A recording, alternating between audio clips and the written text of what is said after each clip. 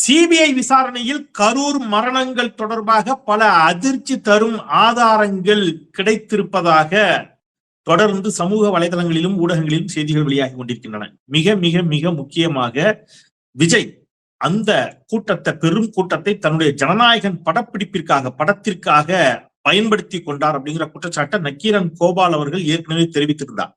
இப்பொழுது சில காட்சிகள் சமூக வலைதளங்களில் வைரலாகி கொண்டிருக்கின்றன. ஒரு ட்ரோன் ஷாட் பயங்கரமா மேலே இருந்து பாத்தீங்கன்னா மக்கள் அப்படியே அலை அடிக்கிற மாதிரி இருக்குது. அவ்வளவு கடும் நெருக்கடி.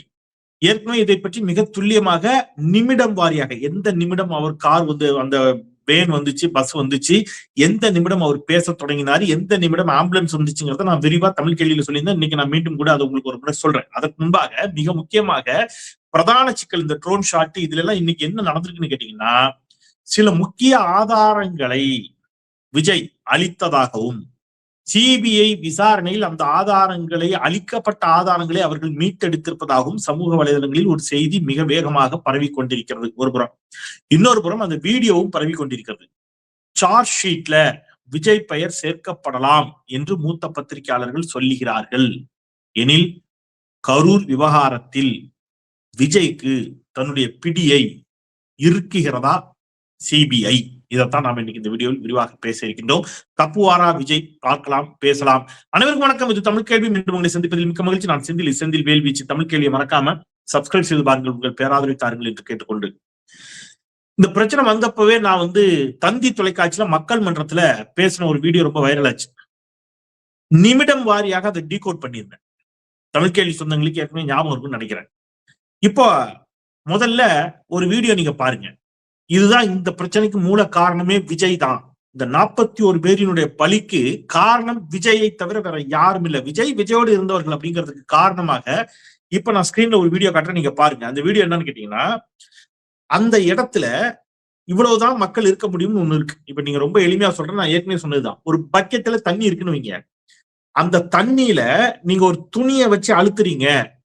ஒரு பெரிய ஜீன்ஸ் பேண்ட துவைக்க போறீங்க, ஒரு பக்கெட் நிறைய தண்ணி வச்சுங்க, அல்லது பக்கெட்ல பாதி கூட தண்ணி வச்சுங்க, முக்கால்வாசி பக்கெட் தண்ணி வச்சுங்க. பக்கெட் நிரம்பி வழியாது. ஆனா முக்கால்வாசி பக்கெட் இருக்கிற ஒரு தண்ணி இருக்கிற பக்கெட்ல நீங்க கொஞ்சம் துணியை போட்டு அமுக்குனீங்க, அல்லது ஒரு கல்லை தூக்கி போட்டீங்கன்னா தண்ணி வெளியில என்ன செய்யும்? சிந்தும் செதறும். கரெக்டா? இதுதாங்க மனிதர்கள். இப்ப மனிதர்கள் இத்தனை பேர் அங்க நிக்கிறாங்க, ரைட்? இவ்வளவுதான் அங்க நிக்க முடியும், நின்னுட்டாங்க.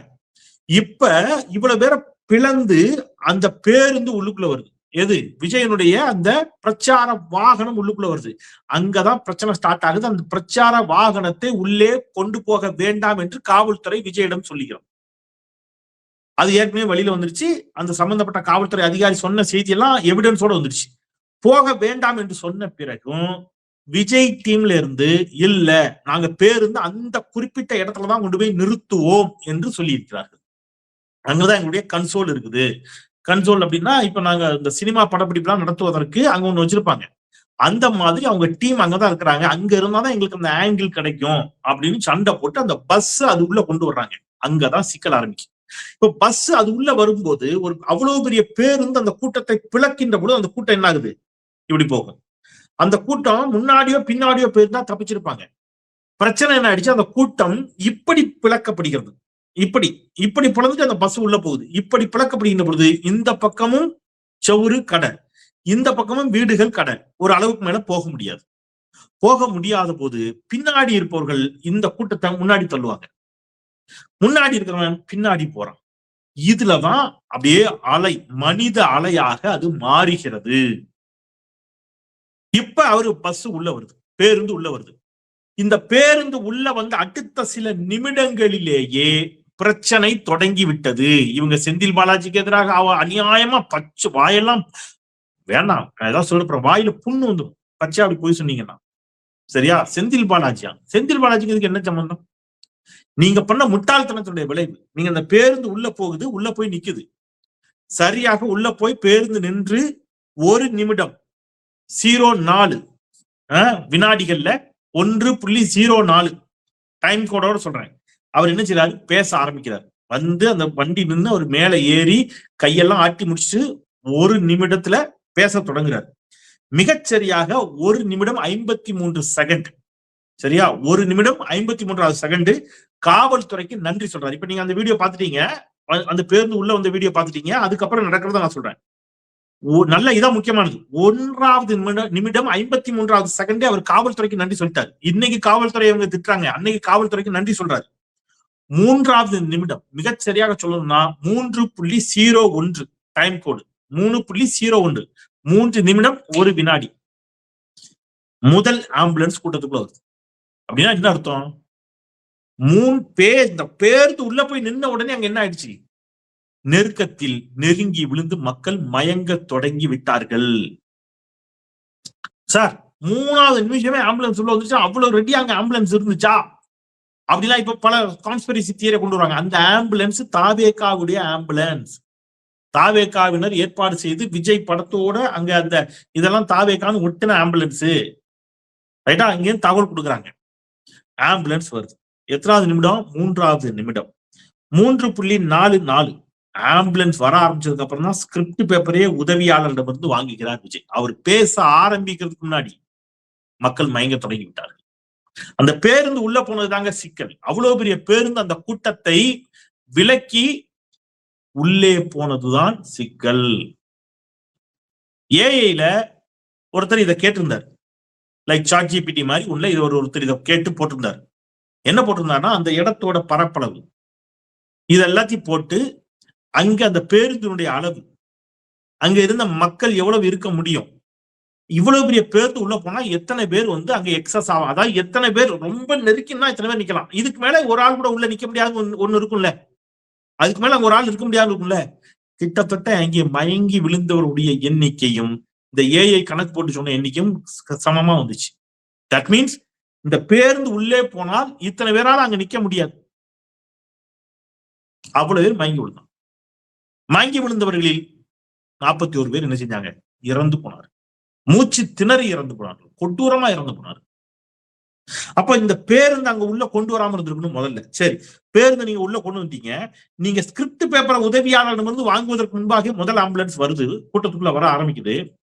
அப்பவே நீங்க என்ன செய்யணும்? சுதாரிச்சு என்ன பிரச்சனை என்ன ஆகுதுன்னு கேட்டிருக்கணும். இப்ப இந்த ட்ரோன் ஷாட்ல இருந்து பார்க்கும்போது தெரியுது, 2 பக்கமும் அப்படியே மனித தலை அப்படியே அலை அடிக்குது. அப்பவே நீங்க ஆபத்தை உணர்ந்து பேச்சை நிறுத்தி இருந்தா, மிக விரைவாக மக்களை மருத்துவமனைக்கு கூட்டு போயிருந்தா, உயிரிழப்புகளை பெரும் அளவில் தவிர்த்திருக்கலாம். 1-2 பேர் ஒருவேளை அதை கூட தவிர்த்திருக்க முடியும். 41 உயிர்களையும் கூட நம்ம காப்பாற்றிருக்கலாம் ஒருவேளை. அப்படியே இல்லைன்னா கூட ஓரிரு உயிர் பலியோடு பெரும் உயிர் சேதத்தை அது தவிர்த்திருக்க கூடும். ஆனா அதையும் பண்ணல. நீங்க என்ன பண்றாரு? இவரு பேசுறாரு தொடர்ந்து. ஸ்கிரிப்ட் பேப்பர்ட்ட 3 நிமிடம் 44வது செகண்ட்ல வாங்கின விஜய் 4வது நிமிடம் 45வது செகண்ட் ஆம்புலன்ஸ் ஓட்டுநர் பார்த்து கேட்கிறாரு, போறீங்களா அப்படின்னு கேட்கிறாரு. போறீங்களா அப்படின்னு கேட்கிறாரு. இதெல்லாம் வீடியோவா இருக்கு, எல்லாம் வீடியோ வந்தது ஏற்கனவே. போறீங்களா? இது 4வது நிமிஷம் 45வது செகண்ட். 5வது நிமிடம் 41வது செகண்ட் மீண்டும் ஆம்புலன்ஸ் டிரைவரை பார்த்து கேட்கிறாரு, போறீங்களா? ஏன்னா ஆம்புலன்ஸ் உள்ள வர முடியல, அவ்வளவு கூட்டம். போறீங்களா? இது 5வது நிமிடம் 41வது செகண்ட். 6வது நிமிடம் 47வது செகண்ட்ல கேட்கிறாரு, என்னப்பா ஆம்புலன்ஸ்ல நம்ம கொடி போட்டிருக்கு அப்படிங்கிறாரு. என்னப்பா ஆம்புலன்ஸ்ல நம்ம கொடி போட்டிருக்கு. இது 6வது நிமிடம் 47வது செகண்ட். 7வது நிமிடம் 12வது செகண்ட் பாதுகாவலர் விஜய்ட்ட எச்சரிக்கிறார். இதுக்கிடையில அவர் பேசிட்டே இருக்காரு. பேசும்போதே இதெல்லாம் கேட்கிறாரு. பாதுகாவலர் விஜய்ட்ட எச்சரிக்கிறார், என்னன்னு சிக்கலாயிடுச்சு. 7வது நிமிடம் 21வது செகண்ட் என்ன ஆச்சு அப்படின்னு கேட்டு தண்ணீர் பாட்டில தூக்கி வீசுறாரு. நீங்க அந்த வீடியோ எல்லாம் பார்த்திருப்பீங்க. தண்ணீர் பாட்டில தூக்கி வீசினது 7வது நிமிடம் 21வது செகண்ட். என்னுடைய கேள்வி, தண்ணி பாட்டில தூக்கி வீசினீங்களா? அப்பவாவது ஐயோ மக்கள் மயங்கி விழுந்துட்டாங்க, தண்ணி பாட்டில தூக்கி வீசுறோம், பேச்சை நிறுத்திட்டு இறங்கிடுவோம்னு இறங்கி இருந்தால் திரு விஜய் அவர்களை ஓகே, குறைஞ்சபட்சம் மனசாட்சி உள்ள மனுஷன், அரசியல் புரிதல் இருக்கு அப்படின்னு தெரிஞ்சுக்கலாம். அப்பமும் அவர் பேச்சை நிறுத்தல, இறங்கல. ஒருத்தன் செருப்ப கொண்டு எரிஞ்சான்னு சொன்னீங்களே, எதுக்கு? அந்த கூட்டத்துல கத்துறான், மைக்கு கத்து, ஓன்னு ஜனம் ஒரு பக்கம் கத்துது, மயங்கி விழுந்தவங்க வழியில கத்துறாங்க, துடிக்கிறாங்க, கண்ணீர் கம்பள, கூட்ட நெரிசல், மயங்கி விழுறாங்க. அவங்களுடைய அட்டென்ஷனை எப்படி வாங்குறது? ஐயா அங்க பாரியான்னு சொல்றதுக்கு என்னத்தை தூக்கி எறியது? கல்ல கொண்டு எறியணுமா, கடையில தூக்கி எறியணுமா? எதை தூக்கி எறிஞ்சு உங்க அட்டென்ஷனை எப்படி சீக் பண்றது? இங்க பிரச்சனைங்கிறத எப்படி சொல்றது? அப்ப செருப்பை கொண்டு எறியறாங்க. எதுக்கு? இங்க அப்பவாது பார்த்து தொலையா, இங்க பாரியாங்கிறது. உடனே செருப்பை கொண்டு எறிந்தார்கள். 40 செத்ததை விட இப்ப அதுதான் பிரச்சனையா இருக்கு. உங்களுக்கு என்ன? அவங்க அட்டென்ஷன் சீக்கிங்க்கு எறிகிறாங்க. என்ன செய்வான் வேற? அப்புறம் அவன் ரைட் இவ்வளவுக்கு அப்புறமும் ரைட்டா தண்ணி பாட்டில தூக்கி கொடுத்த அப்புறம் 8வது நிமிடம் 14வது செகண்ட் தாவேகா துணை பொருளாளர் ஜெகதீஷிடம் அவர் ஆம்புலன்ஸ் கேட்கிறாரு. ஆம்புலன்ஸ் எங்கப்பா கேட்கிறாரு. சரியா? 8வது நிமிடம் 33வது செகண்ட் கூட்டத்தில் இருந்தும் கத்தும் தொண்டர்கள் பேசுவது புரியாம கத்துறாங்க. தொண்டர்கள் ஐயோ உங்க மயங்கி விடுறாங்க, அண்ணா அங்க ஆபத்து கத்துறாங்க. அவ்வளவு அப்படிதான் சொல்லணும். அபய குரல். இவர் கேட்கிறாரு, என்ன சொல்றான் எனக்கு புரியல. ஏன்னா அங்க அவ்வளவு கூட்டம், என்ன சொல்றான் எனக்கு புரியல. 8வது நிமிடம் 40வது செகண்ட் பாதுகாவலர் விஜய்ட்ட சொல்றாரு, பாஸ் கிரவுட் பஸ்ட் ஹோ கயா சார், கிரவுட் பஸ்ட் ஹோ கயா சார். இங்கிலீஷ் ஹிந்திமா சொல்றான். அப்படின்னா என்ன அர்த்தம்? 5 மினிட் தோடா ஸ்பீக். ஹிந்தியில சொல்றாரு, கிரவுட் பஸ்ட் ஹோ கயா சார் 5 மினிட் தோடா ஸ்பீக். யாரு? அந்த பவுன்சர்ஸ். என்ன அர்த்தம்? கிரவுட் பஸ்ட் ஆயிடுச்சு, 5 நிமிஷம் போதும், அதுக்குள்ள பேசி முடிங்க. அப்பவே முடிச்சிருக்கணும். அவன் பாருங்க இன்னும் 5 நிமிஷம் பேசுங்கிறான். அப்பவும் அவர் என்ன செய்யல, நிறுத்தல. 8வது நிமிடம் 59வது செகண்ட் தாவேகா நிர்வாகி ஒருவர் ஆம்புலன்ஸ் எப்படி போறது என்று கேட்கிறார். ஆம்புலன்ஸ் எப்படி போகுது? ஐயோ வழி இல்லையா, ஆம்புலன்ஸ் நிக்குது, எப்படி போறது? 9வது நிமிடம் 9வது வினாடி we have to evacuate என்கிறார் ஆதவ் அர்ஜுனா. ஆதவ் அர்ஜுனா சொல்றாரு, we have to evacuate. எவாக்குவேட்னா நீங்க பிளைட்ல போறவங்களுக்கு தெரிஞ்சிருக்கும். எவாக்குவேட் என்று சொல்லிட்ட பொழுது அந்த எதை எமர்ஜென்சி டோர் அப்புறம் தான் நீங்க ஓபன் பண்ணணும்னு சொல்லுவாங்க. நம்ம வெளியேறணும். ஆபத்தான தருணத்தில் அபாய வழின்னு சொல்லுவோம்ல, அவசர வழி, அவசர எக்ஸிட், எமர்ஜென்சி எக்ஸிட் வழியாக வெளியேறுகிறது. அதுக்கு பேர் எவாக்குவேட். அப்ப அவர் சொல்றாரு, நாம இங்க இருந்து எப்படியாவது வெளியேறி ஆகணும், தப்பிச்சாகணுங்கிறார். யாரு? ஆதவ் அர்ஜுனா. தொண்டர்களை பார்த்து கேட்கலப்பா. திருப்பியும் 9:47 தொண்டர்கள் கத்துறாங்க. 9:47 விஜய் சொல்றாரு, கேட்கலப்பா. 9:56 தொண்டர்கள் கீழே இருந்து ஆம்புலன்ஸ கேட்கறான். ஆம்புலன்ஸ் கத்துறான். ஆம்புலன்ஸா? வருது. யாரு? விஜய். இத சொல்லிக்கிட்ட பொழுது 9:56 ஆம்புலன்ஸா? வருது. யோசிச்சு பாருங்க, ஆம்புலன்ஸ் வருதுன்னு சொல்லிட்டு திருப்பி ஒரு மனுஷனால பேச முடியுமா? பேசினார் விஜய், பேசினார். ஏன்னா அவருடைய ஜனநாயகன் படத்திற்கு ஃபுட்டேஜ் தேவை என்று சொல்லப்படுகிறது. இப்ப அதான் பிரச்சனை.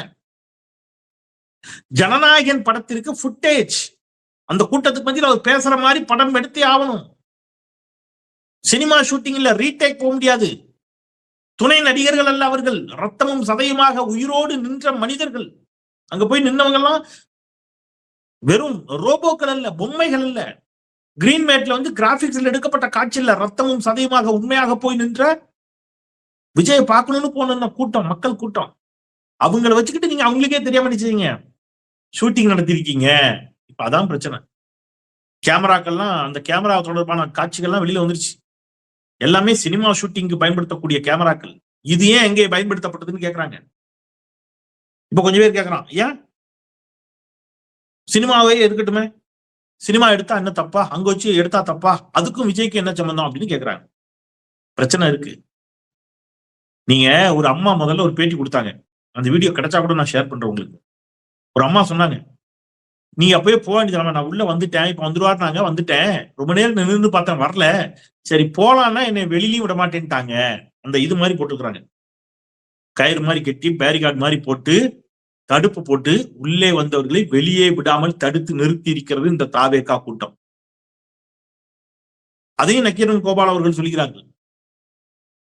அதை நம்ம ஏற்கனவே நம்மளும் சொல்லியிருந்தோம். அந்த வீடியோவே பயங்கரமா வச்சு வைரல் ஆச்சு. ஒரு அம்மா பேசுறது, என்னை வெளியில விடல, அப்படி யாரையும் வெளியும் விடாம வச்சு கூட்டத்தை சேர்த்து ஆம்புலன்ஸ் வந்த பிறகும் பேச்சை நிப்பாட்டாம பேச்சை தொடர்ந்து, முதல்ல லேட்டா வந்தது விஜய் தப்பு, பஸ்ஸ உள்ளுக்குள்ள கொண்டு போனது விஜய் தப்பு, மக்கள் மயங்கி விழுந்த பிறகும் பேச்சை தொடர்ந்தது விஜய் தப்பு, போறேன்னு சொன்ன மக்களை வெளியே விடாம இருந்தது தாவேகாவினர் தவறு. இவ்வளவு தவறையும் பண்ணிட்டு கூச்சமே இல்லாம நீங்க என்ன செய்றீங்க, திமுக மீது பழி போடுறீங்க. இப்ப இதுக்கப்புறம் விஜய் வர சொன்ன ஆம்புலன்ஸ், அதுக்கு இடையில என்ன பண்றாரு, பேச்சை கண்டினியூ பண்ணலாமான்னு கேட்டுட்டு 10 நிமிடம் 34வது செகண்டுக்கு சொல்றாரு. 10 நிமிடம் 34வது செகண்ட். டாக்டர் பிரபு பக்கத்துல வாங்க அப்படின்னு கூப்பிடுறாரு. 11வது நிமிடம் 43வது செகண்ட் கண்டினியூ பண்ணலாமான்னு கேட்கிறாரு. திருப்பியும் கண்டினியூ பண்ணலாமா? சரி, பக்கத்துல இருக்க கூட்டமாவது வேண்டாம்னு சொல்லி தொலைக்கா. அது ஒருத்தர் மயங்கி விழுந்தவங்க எல்லாம் கதறான். ஒரு குரூப் என்ன ஆனாலும் பரவாயில்ல, ஓ ஓ ஓ ஓ ஓ விஜய் விஜய் விஜய்னு ஒரு குரூப். இந்த பைத்தியக்கார கூட்டத்தால செத்தவங்க தான் எத்தனை பேர். அதான உண்மை. வருத்தத்துல சொல்றேன், வேதனையில சொல்றேன். 11:43 கண்டினியூ பண்ணலாமான்னு கேட்டுட்டு 12:34 விஜய் வர சொன்ன ஆம்புலன்ஸா வருதுனால அந்த ஆம்புலன்ஸ் வருது. 12:34 அப்பவும் பேச்ச நிப்பாட்டல. 14:18 நம்ம ஆம்புலன்ஸ் தான் வருதுங்கிறாரு ஆதவர்ஜனா. நம்ம ஆம்புலன்ஸ் தான், நம்ம ஆம்புலன்ஸ் தான். ஆமா, உங்க ஆம்புலன்ஸ் தான், பட் பேச்ச நிப்பாட்டலையே. 14வது நிமிடம் 50வது செகண்ட் 3வது ஆம்புலன்ஸும் வருது. கொஞ்சம் வழி விட்டுருங்க நண்பா அப்படிங்கிறாரு. அவருக்கு சொல்றல, நண்பா நண்பி கொஞ்சம் வழி விட்டுருங்க நண்பா. 3வது ஆம்புலன்ஸ் வரும்போது 14வது நிமிடம் 50வது செகண்ட். அப்பொழுதும் விஜய் பேச்சை நிறுத்தவில்லை. இதுக்கு விஜய் பொறுப்பா இல்லையா? அறிவார்ந்த தமிழ் சமூகம் சிந்திக்கணும். நான் விஜய் திட்டமிட்டு 41 பேரை கொண்டாடலாம் நான் சொல்லல. ஆனா இந்த முட்டாள்தனத்துக்கு விஜய் பொறுப்பா இல்லையா நீங்க சொல்லுங்க. ஆம்புலன்ஸ் வருதுன்னா பேச்சை நிப்பாட்டி உங்க கூட்டத்துல தான் மயங்கி விடுறான். நீங்க பேச்சை நிப்பாட்டணும்ல, அப்பதானே ஆம்புலன்ஸ் போகும். நீங்க என்ன சொல்லிருக்கணும்? எல்லாருக்கும் முதல்ல விலைக்கு போங்க, எல்லாரும் அந்த பக்கம் வெளியில போங்க, நான் எங்கேயும் போக மாட்டேன், இங்கதான் இருப்பேன், நீங்க போங்க, முதல்ல கூட்டத்தை கலைங்க, மக்கள் மயங்கி விடுறாங்க, நான் பேசுறதை நிறுத்துறேன் சொல்லணும்ல. நீங்க ஆம்புலன்ஸ்க்கு வழி விடுங்க வேகமா, ஆம்புலன்ஸ் எங்கப்பா கூட்டு வாப்பா நிக்கணும்ல. நீங்க இதையெல்லாம் நீங்க செய்யல, அதுதான் பிரச்சனை. ஆம்புலன்ஸுக்கு வழிபட சொல்லல, பேச்ச நிறுத்தல, மக்களை விலகி போக சொல்லல, எதையும் சொல்லாம கண்டினியூ பண்ணலாமான்னு கேட்டீங்க பாருங்க, அதான் நீங்க பண்ணது. இப்ப அதுக்கு அடுத்தது 15வது நிமிடம் 9வது வினாடி 15வது நிமிடம் 9வது வினாடி ஆம்புலன்ஸ்க்கு வழிவிட சொல்லுங்க, நிறைய பேர் மயங்கி இருக்கிறாங்க அப்படின்னு விஜயோடைய பாதுகாவலர் சொல்றார். 15வது நிமிடம் 12வது செகண்ட் 5வது ஆம்புலன்ஸ் உள்ள வந்துருச்சு. அப்ப எத்தனை பேர் மயங்கி விழுந்திருக்காங்க பாருங்க, 5வது ஆம்புலன்ஸ். அப்போ ஆம்புலன்ஸுக்கு தகவல் சொல்லி ஆம்புலன்ஸ் வந்துகிட்டே இருக்குது. 16வது நிமிடம் 23வது செகண்ட் குழந்தைய காணலேன்னு கீழே இருந்து கத்துறாங்க. அப்பதான் விஜய் கேட்கிறார், குழந்தையா அப்படின்னு செய்கையில மக்கள்கிட்ட ஆதவர்ஜனா கேட்கிறார், குழந்தையா அப்படின்னு. ஆமா அப்படின்னு சொன்னோன்னு பேரெல்லாம் கேட்டுட்டு 18வது நிமிடம் 58வது செகண்ட் 18வது நிமிடம் 58வது செகண்ட் விஜய்கிட்ட வந்து ஆதவர்ஜனா சொல்றாரு, அஷ்மிகா என்ற குழந்தையை காணல, நீங்களே சொல்லிடுங்கண்ணே அப்படிங்கிறாரு. உடனே இவரு இந்த கைக்குட்டை காணாம மாதிரி சொல்றாரு, கைக்குட்டியோ எங்கேயாவது நம்ம வீட்டுல சீப்பு பாக்கெட்ல வச்சிருந்த பேனா காணாம போச்சுன்னு நீங்க சொல்லுவோம் தெரியுமா, அந்த மாதிரி சொல்றாரு. தம்பிங்களா, அஷ்மிகான்னு ஒரு குழந்தைய காணுமா, கண்டுபிடிச்சு கொடுத்துருங்கன்னு சொல்லிட்டு 19வது நிமிடம் 29வது செகண்ட் நல்லதே நடக்கும், கான்பிடென்டா போங்க, நல்லதே நடக்கும், வெற்றி நிச்சயம்னு சொல்லிட்டு ஐயா வண்டிக்குள்ள போயிட்டாரு.